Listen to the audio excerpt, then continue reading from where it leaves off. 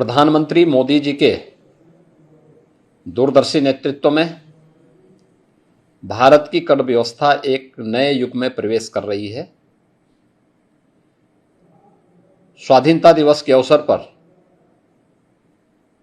Next generation GST reform का जो संकल्प आदरणीय प्रधानमंत्री जी ने देशवासियों के सामने रखा था,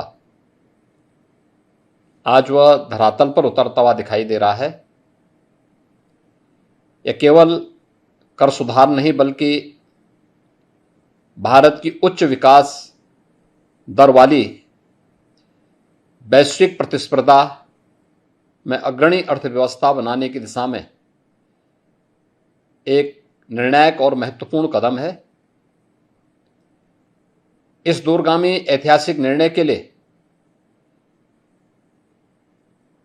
माननीय प्रधानमंत्री श्री नरेंद्र मोदी जी और केंद्रीय वित्त मंत्री श्रीमती निर्मला सीतारमण जी का हृदय से अभिनंदन।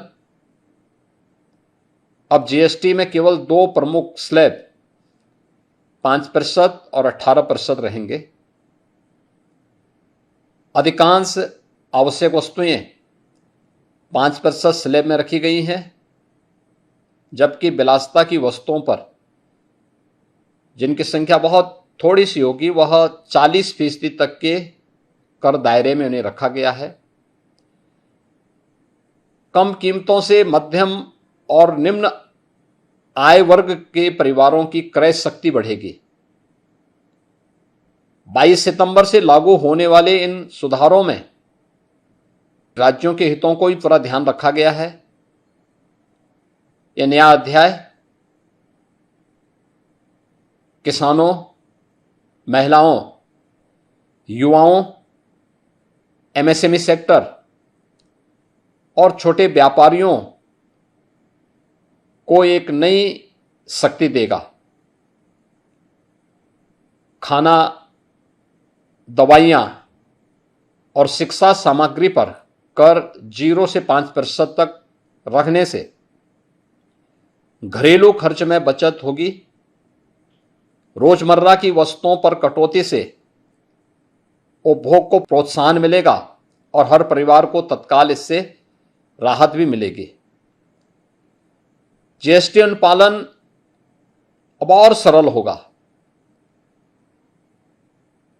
प्रीफिल्ड रिटर्न, तेज रिफंड और आसान रजिस्ट्रेशन जैसी व्यवस्थाएं छोटे व्यापारियों, उद्यमियों और स्टार्टअप के लिए एक बड़ा सहारा बनेगा।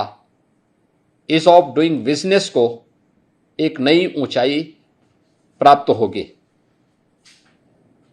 उपभोग व्यय बढ़ने से ऑटोमोबाइल, टिकाऊ उपभोक्ता सामान और निर्माण क्षेत्र में मांग तेजी के साथ बढ़ेगी।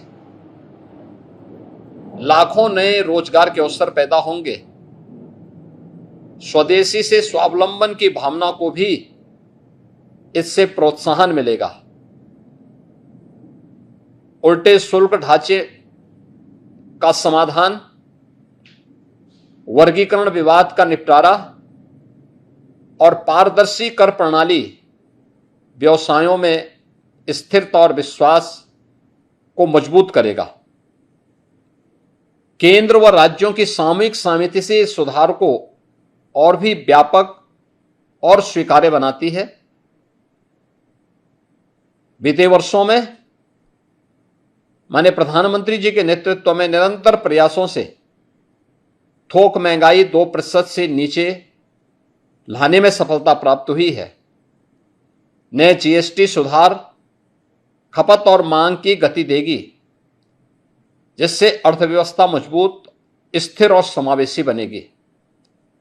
इस अभूतपूर्व युगांतरकारी निर्णय के लिए उत्तर प्रदेश की 25 करोड़ जनता की ओर से आदरणीय प्रधानमंत्री जी और माननीय केंद्रीय वित्त मंत्री जी को पुनः हृदय से धन्यवाद।